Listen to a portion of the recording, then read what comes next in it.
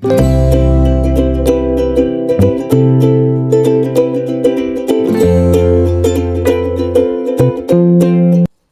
hello, salam sejahtera Malaysia. Selamat datang ke channel Fels Lifestyle. Terima kasih kerana terus setia dan terus bersama di dalam channel ini. Tuan-tuan dan puan, rakyat Sabah, rakyat Malaysia melaungkan Justice for Zara, keadilan untuk Zara Khairina, keadilan untuk keluarga Zara Khairina, hak untuk keluarga Zara Khairina dan seluruh Malaysia, terutamanya di negeri Sabah, hak untuk mengetahui apa punca sebenar kematian adik Zara Khairina. Saudara-saudara, setelah Bukit Aman mengambil alih kes ini, satu pendedahan daripada pengarah JSJ, Jabatan Siasatan Jenayah, berkaitan dengan kes kematian Zara. Pengarah telah membuat kenyataan Ibu Zara Khairina tanda tangan dokumen tidak bedah siasat.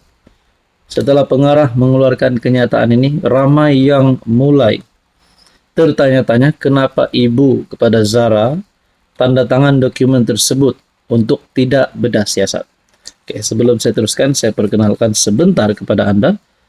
Pada Anda yang menonton video ini mungkin sedang ada alami masalah kesihatan, penyakit tiga serangkai, apapun juga jenis penyakit, kolesterol, darah tinggi, diabetes, ini adalah produk untuk Anda. Produk ini sesuai untuk semua jenis penyakit dan produk ini halal, selamat dan semula jadi. Anda boleh menghubungi saya di nomor yang tertera.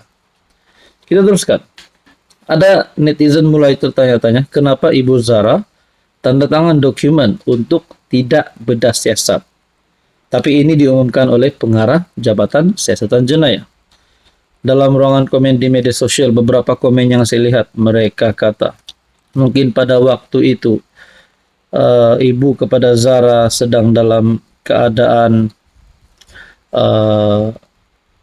terkejut, trauma, stres dan sebagainya, tidak mampu untuk berfikir normal kerana shock, kerana trauma. Jadi beliau pun tidak yakin nak buat apa, akhirnya telah menandatangani. Banyaklah netizen beri pandangan begitu, hanya pandangan mereka.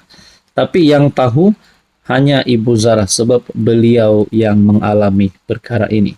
Kita memang berdoa yang baik-baik untuk Ibu Zara dan keluarga Zara. Tapi pengarah Jabatan Siasatan Jenayah telah membuat kenyataan Ibu Zara tanda tangan dokumen. Semakan polis mendapati Ibu Allahyarham Zara Khairina Mahathir menandatangani dokumen hospital, akuan enggan bedah siasat mayat atas kemahuan sendiri, yang turut disahkan oleh doktor patologi dan pegawai penyiasat terbabit pada peringkat awal. Pengarah Jabatan Siasatan Jenayah Bukit Aman, Datuk M. Kumar S. Mutuvelu, walaupun ada permohonan keluarga untuk tidak menjalankan bedah siasat, undang-undang memberi kuasa kepada pegawai penyiasat untuk memohon prosedur itu sekiranya terdapat keraguan terhadap punca kematian. Selepas perbincangan bersama agensi berkaitan pada 10 Ogos, bedah siasat dijalankan atas permintaan polis, disertai 3 doktor dari Hospital Serdang, Hospital Queen Elizabeth, Kota Kinabalu. Dapatan bedah siasat kedua adalah selari dengan diagnos awal, iaitu kecederaan otak teruk akibat kekurangan oksigen dan aliran darah ke otak berpunca daripada jatuh, katanya pada sidang akbar di Bukit Aman. M. Kumar berkata, semua dapatan bedah siasat dijelaskan kepada keluarga mangsa secara telus dan difahami bahawa prosedur ini sepatutnya dilakukan sebaik sahaja kematian berlaku bagi memastikan bukti forensik tidak terjejas. Kita sedang meneliti tindakan tegas terhadap pegawai penyiasat dan pegawai penyelia yang gagal mematuhi SOP, termasuk kemungkinan penggantungan tugas namun masih di peringkat siasatan. Nah, makna kata saudara-saudara, pada peringkat awal sepatutnya apa yang dilakukan, yang dinyatakan di sini, di mana bedah siasat bahwa prosedur ini sepatutnya dilakukan sebaik sahaja kematian berlaku. Tapi bila pengarah JSJ menyatakan bahwa mereka meneliti tindakan tegas terhadap pegawai penyiasat, pegawai penyelia yang gagal mematuhi SOP. Adakah sebenarnya pada awal kematian Zara Kairina ini mereka tidak menjalankan tugas dengan baik? Kerana pengarah JSJ berkata, mereka sedang meneliti tindakan terhadap pegawai-pegawai ini yang gagal mematuhi SOP pada peringkat awal. Nah, saudara-saudara yang saya hormati, kalau mereka bersalah, mereka perlu dikenakan tindakan undang-undang. Hai, hello, salam sejahtera Malaysia. Selamat datang ke channel Fels Lifestyle. Terima kasih kerana terus setia dan terus bersama di dalam channel ini. Baru-baru ini kita dikejutkan dengan satu lagi insiden yang menggemparkan satu Malaysia. Belum selesai kes buli yang tengah viral, yang tengah menjadi satu isu panas di kalangan rakyat Sabah dan Malaysia, melibatkan kes Zara Kairina. Kita digemparkan lagi dengan satu lagi kes yang melibatkan ahli politik, ahli parlimen.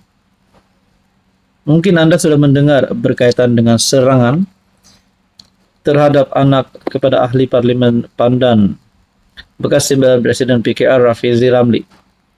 Cara anaknya diserang. Saya sendiri sebagai rakyat Malaysia menolak perbuatan ini, dan kepada mereka yang terlibat dengan perbuatan ini perlu dikenakan tindakan undang-undang. Dalang ini mesti ditangkap. Jadi apa akhirnya berlaku kepada Rafizi dan anaknya setelah serangan ini berlaku? Sebelum saya teruskan, saya perkenalkan kepada Anda, ini adalah terapi imun. Ini adalah produk transfer factor. Produk ini adalah untuk mendidik, menyeimbangkan dan meningkatkan kekuatan sistem imun badan sehingga mampu melawan pelbagai jenis penyakit. Pada Anda yang ada masalah kesihatan, yang ikhtiar nak sembuh, gout selalu datang, gastrik selalu datang, bacaan kolesterol darah tinggi, kencing manis tak normal, mungkin inilah waktunya Anda untuk mendapatkan produk ini. Sekiranya Anda ingin mengetahui lebih lanjut, Anda boleh menghubungi saya di nombor yang tertera. Anak diserang, Rafizi percaya amaran supaya tak lantang bersuara. Kalau Rafizi sendiri dah fikir itu menjadi amaran kepada beliau supaya tak lantang bersuara, adakah Rafizi diugut untuk letak jawatan ataupun bersara dalam politik? Kerana kita dapat tahu Rafizi ini, kita memang sedia maklum Rafizi adalah seorang pemimpin yang lantang. Bila dia rasa salah, tak kira kawan atau musuh, dia tetap akan langgar. Sebab itu prinsip Rafizi. Tapi adakah dengan apa yang berlaku kepada serangan kepada anak Rafizi membuatkan beliau untuk terus berdiam diri, berundur daripada prinsip beliau sebelum ini? Contohnya, Rafizi ini, bila dilihat Menteri Pendidikan yang mengajak anak-anak murid sekolah mengucapkan happy birthday PMX, we love you, Rafizi sendiri menegur perkara ini tidak sepatutnya dilakukan. Karena ini boleh menyebabkan beberapa kesan yang tidak baik pada masa akan datang. Nah, itu bukti bahawa Rafizi, bila dia rasa tidak sesuai, tidak ngam di mata beliau, dia akan tegur. Jadi setelah apa insiden yang berlaku, anaknya diheret dan disuntik. Bila anaknya diserang sedemikian, adakah Rafizi akan berundur? Ini jawabannya. Rafizi percaya bahawa serangan terhadap anak lelakinya merupakan amaran kepadanya supaya tidak lantang bersuara. Sepanjang saya menjadi seorang ahli berpolitik berprofil awam, inilah kali pertama keluarga saya menjadi sasaran serangan dan ugutan seperti ini. Saya percaya serangan ini adalah satu amaran kepada saya supaya tidak bersuara lantang dalam beberapa isu tertentu. Insya Allah sementara saya akan mengambil langkah susulan untuk meningkatkan kawalan keselamatan. Saya juga tidak akan tunduk kepada sebarang ugutan dan akan terus menjalankan tugas saya seperti biasa. Terdahulu, Malaysia kini melaporkan Anak Rafizi diserang secara fizikal oleh orang yang tidak dikenali di kawasan parkir sebuah pusat beli bela di Putrajaya.